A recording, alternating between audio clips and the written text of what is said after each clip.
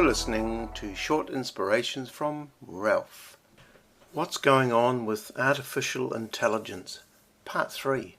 So far in this series we've talked about the rapid and accelerated increase of artificial intelligence. It's gone beyond the ability of a human adult to understand the thinking of another person and is gobbling up data at a furious rate.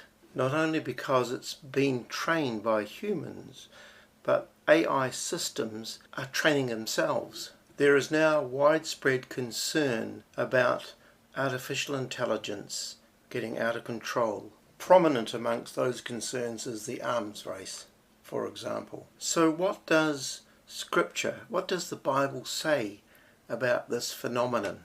Well, of course you can't find the terms artificial intelligence in the Bible, like many other terms that we have. But there are some astonishing prophecies and passages of Scripture that we will look at over this episode and the next. The first is in Matthew 24, when Jesus talks about the time of the end of the age.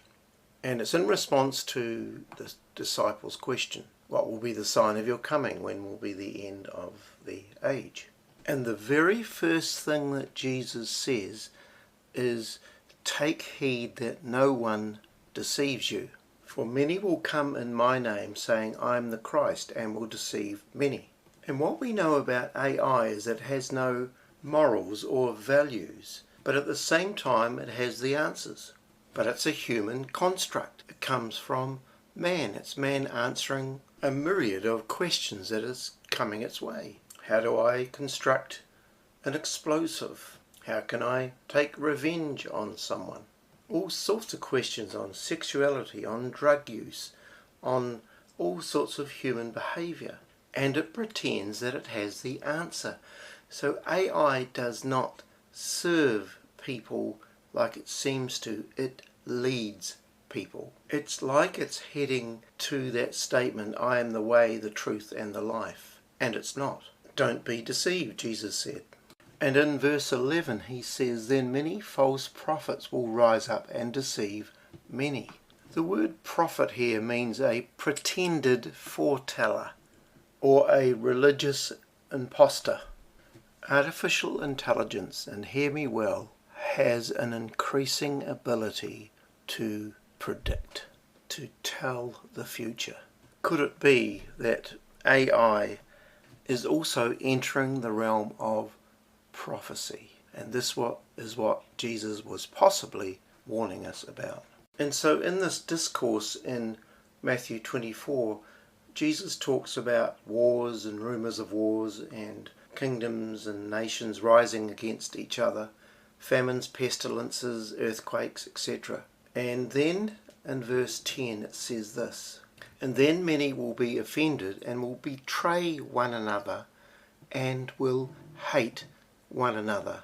One of the things that the co-founders of the Centre for Humane Technology, Tristan Harris and Azar Raskin, warned us about was the destruction of trust. Is that person that is talking really that person? Is that photo or video really those people, or has it been changed? Will banks, for example, no longer trust your voice or even your video image in doing banking transactions? Trust makes this world go round, and if you think about it, there's a lot of things you trust in. The pilot that is piloting your plane that you get on, the food that you eat from the supermarket, you trust that it's going to not poison you. And when we talk about trust being eroded because of artificial intelligence, it lines up perfectly with Jesus' statement in verse 12 that says this, and because iniquity or sin or lawlessness will abound, the love of many will grow cold. And the reason that love grows cold is because trust has gone. You cannot love what you don't trust.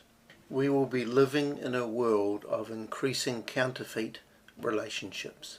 People are in danger of abandoning real relationships for a bot because they are always there, always attentive. They don't argue with you, they don't talk back, they don't get into moods.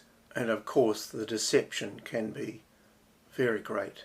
In the next episode we're going to dig into some more scripture that seems to directly indicate the phenomenon of artificial intelligence at the end of time. God bless you.